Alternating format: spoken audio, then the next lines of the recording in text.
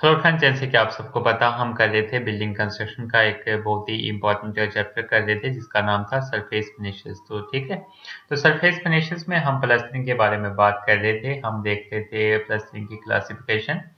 तो आज हम देखने वाले हैं प्लास्टरिंग की classification based on the code. ठीक है, तो कोड के बेसिस पे हम प्लास्टरिंग की क्लासिफिकेशन देख रहे हैं। मतलब हम सिंगल कोड कर रहे हैं, डबल कोड कर रहे हैं या थ्री कोड कर रहे हैं। तो ये हमने पहले भी देखा था। आज इसको हम एक्सप्लेन करेंगे। फर्स्ट कोट सिंगल कोट क्या होता है, डबल कोट क्या होता है, थ्री कोट क्या होता है। तो फर्स्ट हम बात करते हैं सिंगल कोट की। The first coat is called scratch coat. ठीक है, जो फर्स्ट कोट होता है उसको हम कहते हैं स्क्रैच कोट हम कहते हैं। And is applied to a thickness of 10 mm। ठीक है, तो जैसे कि हमने पीछे भी बात की थी, तो इसकी जो हम थिकनेस रखते हैं 10 mm तक इसकी थिकनेस हम रखते हैं। देन इट इज स्क्रैच्ड और screwed with a comb to give it a rough texture. ठीक है, तो उसके बाद हम क्या करते हैं, स्क्रैचेस बना देते हैं प्लास्टर पे। जो भी हमने प्लास्टर किया उस पर स्क्रैचेस बना देंगे या फिर स्क्रू करेंगे कॉम्ब से उसको हम रफ सरफेस से रफ टेक्सचर बनाएंगे। This is also known as a single coat. ठीक है, तो इसको हम कहते हैं single coat plaster. External plaster is never done in a single coat. जो भी एक्सटर्नल प्लस्तर होता है उसको सिंगल कोट में कभी भी नहीं किया जाता। इंटरनल प्लस्तर को हम सिंगल कोट में भी करते हैं, लेकिन एक्सटर्नल जो प्लस्तर होता है उसको सिंगल कोट में नहीं किया जाता। ठीक है, तो इसमें कैसे होता है मैं आपको बता देता हूँ। सिंगल कोट की अगर हम बात करें, ये हमारे पास वॉल है, एक्सटर्नल प्लस्तर हमने करना है, तो हम क्या करते हैं, एक सिंगल कोट हमने चढ़ा लिया, इस पे सिंगल कोट लगा हुआ है। सिंगल कोट पे हम क्या करेंगे, ये जो कोट हमने चढ़ाया इसके बाद हम इसमें कॉम्ब कॉम्ब होता है हमारे पास कंघी, तो इसमें हम क्या करेंगे, स्क्रैचेस करेंगे, ऐसे जैसे कुछ स्क्रैच बना देंगे ताकि हमें नेक्स्ट कोट अप्लाई करना हो तो वो इजिली ये जो स्क्रैचेस बनाए हैं इसमें चला जाए कुछ प्रेसलिंग मटेरियल, और इसके साथ जो डबल कोट वगैरह हमने करना है वो इस पे चिपक जाए।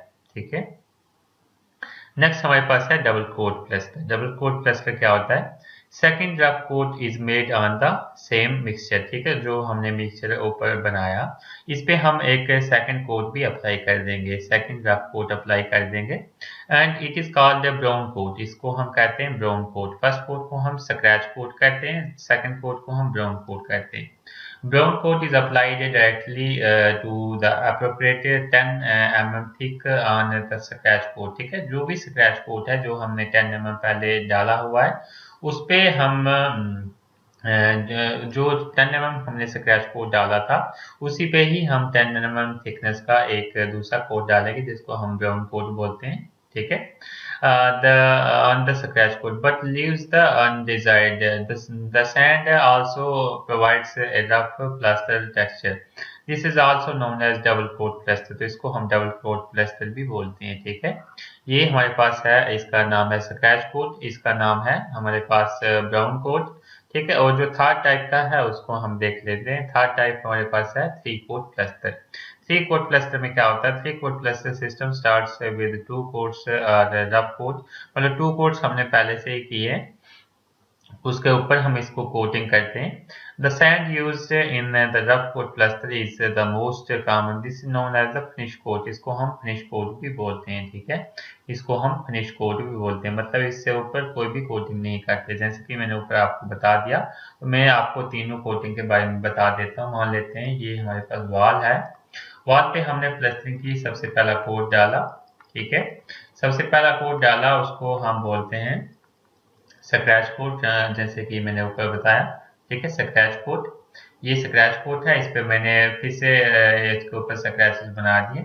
स्क्रैचेस बनाने के बाद मैंने इस पे दूसरा कोट किया, मतलब जो फर्स्ट कोट किया 10 mm का किया, फिर स्क्रैच बनाया, इस पे दूसरा एक कोट किया मैंने, दूसरा कोट किया जिसको हम बोलते हैं ब्राउन कोट। ठीक है, ब्राउन कोट करें, ब्राउन कोट करने के बाद हमने क्या किया, इस पे तीसरा एक कोट करना है, तीसरे कोट को हम बोलते हैं फिनिश कोट। ठीक है, तो फिनिश कोट किया तो तीन कोटिंग हमने इस पे की थी कोट प्लस्तर। ठीक है, थ्री कोट प्लस्तर। तो ये हमारे पास है वाल, तो ये हमारे पास है बेस वाल की। ठीक है, ये वाल की बेस है।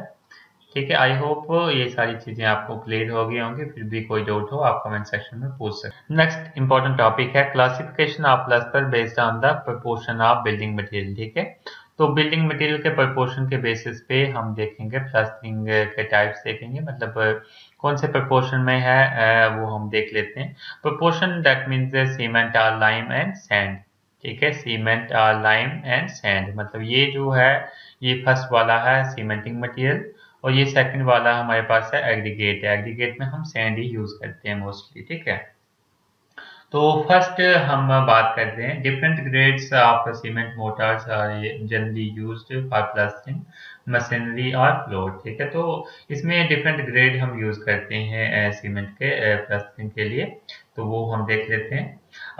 फर्स्ट हमारे पास है 1:1 प्लास्टर। 1:1 प्लास्टर में हम क्या करते हैं, एक बैग जैसे सीमेंट का ले लिया तो एक बैग हम सैंड का लेते हैं। ठीक है, cement ratio of 1:1 indicates that there is one part of cement।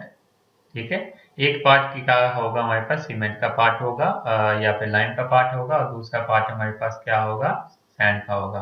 ठीक है, it is a very rich motor mix. तो ये बहुत ही रिच मोटार मिक्स होता है। रिच मोटार मिक्स का मतलब होता है इसमें सीमेंट ज्यादा यूज कर रहे हैं। ठीक है, दूसरा हमारे पास रेशियो के बेसिस पे है 1:2। 1:2 की भी बात करें दैट मीन्स 1 सीमेंट है, एक बैग सीमेंट का, 2 बैग हमारे पास सैंड के आगे। ठीक है, तो ये भी हमारे पास वेरी रिच मोटार मिक्स है। तो जैसे कि हमने बोला 1 सीमेंट 2 सैंड, इसका मतलब 1 बैग और 1 bag of cement and 2 bag of sand, ऐसा नहीं होता कि बैग में ही हम इसको मेजर करेंगे।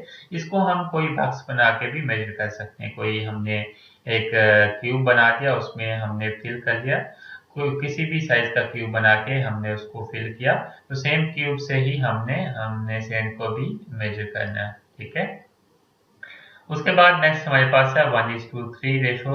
1:3 रेशो का मतलब होता है ये एक हमारे पास बैग में ही ले लेते हैं, एक बैग सीमेंट और 3 बैग रेत। ठीक है, तो ये भी हमारे पास एक वेरी रिच मोटार मिक्स है। This motor mix is not use in general application. तो इसको जनरल एप्लीकेशन के लिए यूज नहीं किया जाता, जैसे नॉर्मल एप्लीकेशन है उसके लिए यूज नहीं किया जाता। It can be use as a repair mortar. ठीक है, तो रिपेयरिंग के लिए यूज किया जाता है, मोटार की रिपेयरिंग के लिए। आई होप आपको सभी चीजें क्लियर हो गई होंगी। फिर भी कोई डाउट हो आप कमेंट सेक्शन में पूछ सकते हैं। नेक्स्ट है हमारे पास इसमें 1:4। 1:4 रेशो में हम 1 bag of cement and 4 bag of sand use करते हैं। ठीक है, तो ये जो प्लास्टर वर्क है हम जनरली यूज करते हैं एक्सटर्नल प्लास्टर के लिए यूज करते हैं 1:4 रेशो। ठीक है, एक्सटर्नल प्लास्टर के लिए यूज करते हैं। सीलिंग प्लास्टर के लिए यूज करते हैं 1:4 ratio, well plaster is 10 to 12 mm, जहाँ पे हमें 10 to 12 mm थिकनेस हमें चाहिए होती है, वहाँ पे हम यूज करते हैं 1:4 रेशो का प्लास्टर। नेक्स्ट हम बात करते हैं 1:5 रेशो का plaster, that means 1 bag of cement and 5 bags of sand, जहाँ पे यूज करते हैं। तो इसको हम both internal and external plaster के लिए यूज करते हैं। ठीक है, both internal and external plaster के लिए हम इसको यूज करते हैं 1:5 रेशो को। Thickness of internal plaster can be 12 mm। ठीक है, तो जो थिकनेस होती है इंटरनल प्लास्टर की 12 mm, मोस्टली हम 12 mm लेते हैं। एंड एक्सटर्नल प्लास्टर की अगर हम बात करें उसकी जो थिकनेस है मोस्टली हम लेते हैं 15 to 18 सेंटीमीटर, 15 to 18 mm। ठीक है, उसके बाद हम बात करें रेशो की 1:6 ratio, that means 1 bag of cement and 6 bag of sand. तो ये जो हम यूज करते हैं maintained for the external plaster. ठीक है, तो एक्सटर्नल प्लास्टर के लिए ये मेंटेन्ड होता है रेशो।